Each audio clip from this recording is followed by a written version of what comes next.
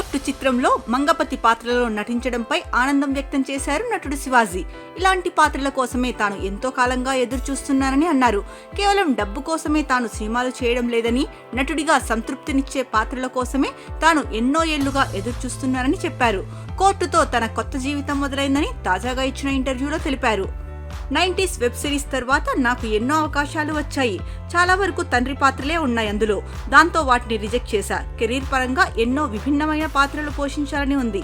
ఈ క్రమంలోనే కోర్టులో అవకాశం వచ్చింది. ఇలాంటి పాత్రల కోసమే దాదాపు 25 ఏళ్ల నుంచి ఎదురు చూస్తున్నా.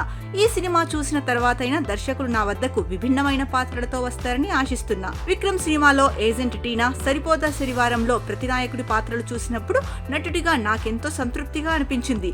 ఇలాంటి పాత్రలు నాకెప్పుడొస్తాయబ్బా అనుకున్నా. డబ్బే ముఖ్యం అనుకుంటే రోజుకు 4 సినిమాలు చేయొచ్చు.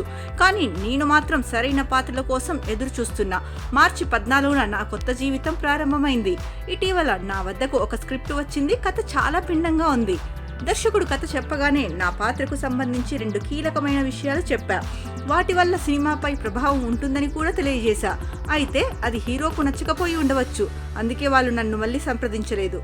ఆ సినిమా ఇంకా మొదలైనట్లు లేదు అని శివాజీ తెలిపారు. హర్ష్ రోషన్, శ్రీదేవి జంటగా నటించిన చిత్రం కోర్ట్. హీరో నాని నిర్మాతగా, రామ్ జగదీష్ దర్శకుడిగా వ్యవహరించారు. పోక్సో చట్టం గురించి తెలియజేస్తూ రూపొందిన ఈ కోర్టు రూమ్ డ్రామాలో హీరోయిన్ తరఫు బంధువు మంగపతి పాత్రలో శివాజీ నటించి ప్రేక్షకుల మన్ననను అందుకుంటూనే ఉన్నారు.